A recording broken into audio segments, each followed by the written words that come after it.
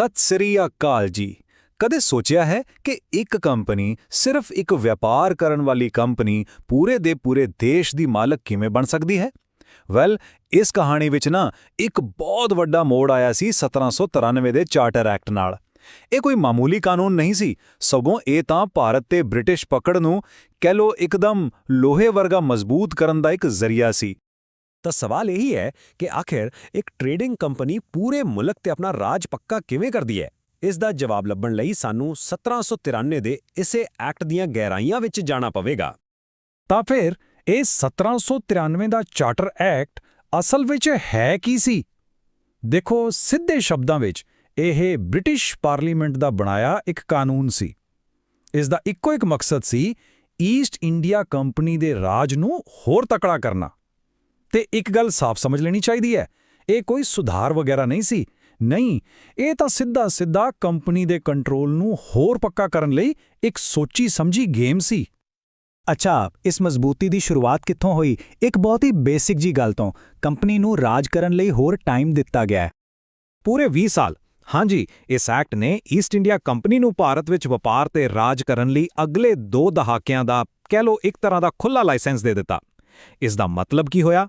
ਮਤਲਬ ਇਹ ਕਿ ਕੰਪਨੀ ਹੁਣ 1813 ਤੱਕ ਬਿਨਾਂ ਕਿਸੇ ਟੈਨਸ਼ਨ ਦੇ ਆਪਣੇ ਲੰਬੇ ਚੌੜੇ ਪਲਾਨ ਬਣਾ ਸਕਦੀ ਸੀ। ਤੇ ਇਹ ਜਿਹੜਾ 20 ਸਾਲ ਦਾ ਐਕਸਟੈਂਸ਼ਨ ਮਿਲਿਆ ਨਾ, ਇਸ ਦਾ ਅਸਰ ਬਹੁਤ ਜ਼ਬਰਦਸਤ ਸੀ। ਇਸਨੇ ਭਾਰਤ ਵਿੱਚ ਕੰਪਨੀ ਦੀ ਹੋਂਦ ਨੂੰ ਇੱਕ ਤਰ੍ਹਾਂ ਨਾਲ ਪੱਥਰ ਤੇ ਲਕੀਰ ਬਣਾ ਦਿੱਤਾ। ਹੁਣ ਸਭ ਨੂੰ ਪਤਾ ਸੀ ਕਿ ਕੰਪਨੀ ਇੱਥੇ ਟਿਕਣ ਲਈ ਆਈ ਹੈ ਤੇ ਉਸ ਦੀ ਤਾਕਤ ਹੁਣ ਸਿਰਫ ਵਧਣੀ ਹੀ ਹੈ, ਰੁਕਣੀ ਨਹੀਂ। ਪਰ ਇੱਕ ਮਿੰਟ, ਇੰਨੀ ਸਾਰੀ ਤਾਕਤ, ਇਸ ਨੂੰ ਕੰਟਰੋਲ ਕੌਣ ਕਰ ਰਿਹਾ ਸੀ? ਇਸ ਐਕਟ ਨੇ ਇਸ ਦਾ ਵੀ ਪੂਰਾ ਇੰਤਜ਼ਾਮ ਕੀਤਾ ਸੀ। ਕਿਵੇਂ? ਸਾਰੀ ਦੀ ਸਾਰੀ ਪਾਵਰ ਇੱਕ ਹੀ ਬੰਦੇ ਦੇ ਹੱਥਾਂ ਵਿੱਚ ਦੇ ਕੇ, ਤੇ ਉਹ ਸੀ ਗਵਰਨਰ ਜਨਰਲ। ਤਾਂ ਗਵਰਨਰ ਜਨਰਲ ਨੂੰ ਮਿਲੀਆਂ ਬੇਹਿਸਾਬ ਤਾਕਤਾਂ, ਹਰ ਫੈਸਲੇ ਤੇ ਆਖਰੀ ਸਾਈਨ ਉਸਦਾ। ਇੰਨਾ ਹੀ ਨਹੀਂ, ਉਸਦੀ ਆਪਣੀ ਕੌਂਸਲ ਵੀ ਉਸਦੇ ਫੈਸਲੇ ਨੂੰ ਬਦਲ ਨਹੀਂ ਸਕਦੀ ਸੀ। ਫੌਜ ਵਿੱਚ ਕਿਸ ਨੂੰ ਲਾਉਣਾ ਹੈ, ਸਿਵਲ ਸਰਵਿਸ ਵਿੱਚ ਕੌਣ ਆਵੇਗਾ, ਸਭ ਕੁਝ, ਹਰ ਵੱਡੀ ਨਿਯੁਕਤੀ ਉਸਦੇ ਹੱਥ ਵਿੱਚ ਸੀ।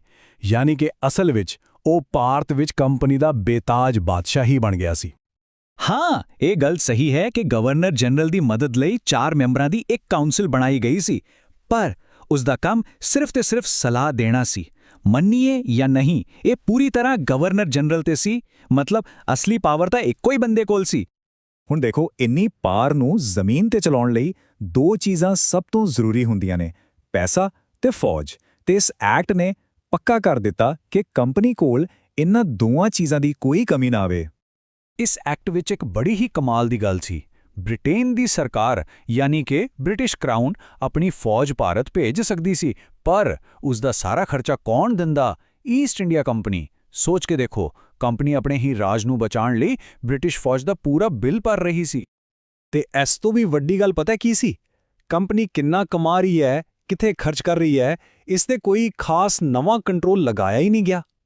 ਇਸ ਕਾਰਨ ਤਾਂ ਕੰਪਨੀ ਨੂੰ ਇੱਕ ਤਰ੍ਹਾਂ ਦੀ ਖੁੱਲੀ ਛੁੱਟੀ ਮਿਲ ਗਈ ਕਿ ਆਪਣੇ ਪੈਸੇ ਨੂੰ ਜਿਵੇਂ ਮਰਜ਼ੀ ਵਰਤੋ, ਤੇ ਇਸੇ ਕਰਕੇ ਉਸ ਦੀ ਆਰਥਿਕ ਤਾਕਤ ਦਿਨ-ਬ-ਦਿਨ ਵੱਧਦੀ ਗਈ।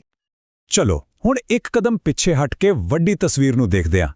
ਆਖਿਰ ਇਸ ਐਕਟ ਦਾ ਅਸਲੀ ਮਤਲਬ ਕੀ ਨਿਕਲਦਾ ਹੈ? ਦੇਖੋ, ਇਹ ਸਿਰਫ ਕੁਝ ਨਿਯਮਾਂ ਦਾ ਇੱਕ ਕਾਗਜ਼ ਨਹੀਂ ਸੀ। ਇਹ ਤਾਂ ਭਾਰਤ ਵਿੱਚ ਇੱਕ ਬਹੁਤ ਵੱਡੇ ਸਾਮਰਾਜ ਦੀ ਨੀਂਹ ਰੱਖਣ ਦੀ ਪੂਰੀ ਤਿਆਰੀ ਸੀ।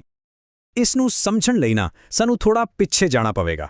ਦੇਖੋ, 1784 ਵਿੱਚ ਆਇਆ ਪਿਟਸ ਇੰਡੀਆ ਐਕਟ, ਜਿਸ ਨੇ ਕੰਟਰੋਲ ਦਾ ਇੱਕ ਬੇਸਿਕ ਫਰੇਮਵਰਕ ਬਣਾਇਆ।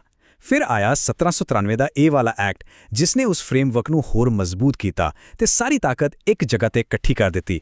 ਤੇ ਇਸ ਤੋਂ ਬਾਅਦ 1813 ਵਿੱਚ ਕੰਪਨੀ ਦੀ ਮੋਨੋਪੋਲੀ ਟੁੱਟਣੀ ਸ਼ੁਰੂ ਹੋਈ। ਸੋ ਇਸ ਪੂਰੀ ਕਹਾਣੀ ਵਿੱਚ 1793 ਦਾ ਐਕਟ ਇੱਕ ਬਹੁਤ ਹੀ ਕ੍ਰਿਟੀਕਲ, ਇੱਕ ਫੈਸਲਾਕੁਨ ਮੋੜ ਸੀ। ਤਾਂ ਫਿਰ ਕੁੱਲ ਮਿਲਾ ਕੇ ਇਸ ਐਕਟ ਦਾ ਨਤੀਜਾ ਕੀ ਹੋਇਆ? ਨਤੀਜਾ ਇਹ ਹੋਇਆ ਕਿ ਕੰਪਨੀ ਦੀ ਸਿਆਸੀ ਤਾਕਤ ਤੇ ਕੋਈ ਅਸਰ ਨਹੀਂ ਪਿਆ, ਉਹ ਬਰਕਰਾਰ ਰਹੀ, ਤੇ ਇਸੇ ਤਾਕਤ ਦੇ ਦਮ ਤੇ ਉਸ ਨੂੰ ਭਾਰਤ ਦੇ ਕੁਦਰਤੀ ਖਜ਼ਾਨਿਆਂ ਦਾ ਸ਼ੋਸ਼ਣ ਕਰਨ ਦਾ ਪੂਰਾ ਮੌਕਾ ਮਿਲ ਗਿਆ, ਤੇ ਉਹ ਵੀ ਬਿਨਾਂ ਕਿਸੇ ਖਾਸ ਰੋਕ-ਟੋਕ ਦੇ। ਤੇ ਇਹੀ ਗੱਲ ਸਾਨੂੰ ਇੱਕ ਬਹੁਤ ਵੱਡੇ ਸਵਾਲ ਤੇ ਲਿਆ ਕੇ ਖੜਾ ਕਰ ਦਿੰਦੀ ਹੈ ਕਿ 1793 ਦਾ ਇਹ ਐਕਟ ਭਾਰਤ ਵਿੱਚ ਬ੍ਰਿਟਿਸ਼ ਰਾਜ ਲਈ ਸੱਚਮੁੱਚ ਪੁਆਇੰਟ ਆਫ ਨੋ ਰਿਟਰਨ ਸੀ? ਕਿ ਇਹ ਉਹ ਮੋੜ ਸੀ ਜਿੱਥੋਂ ਵਾਪਸੀ ਦਾ ਕੋਈ ਰਸਤਾ ਹੀ ਨਹੀਂ ਬਚਿਆ ਸੀ, ਤੇ ਜਿਸ ਤੋਂ ਬਾਅਦ ਭਾਰਤ ਦਾ ਭਵਿੱਖ ਹਮੇਸ਼ਾ ਲਈ ਬਦਲ ਗਿਆ?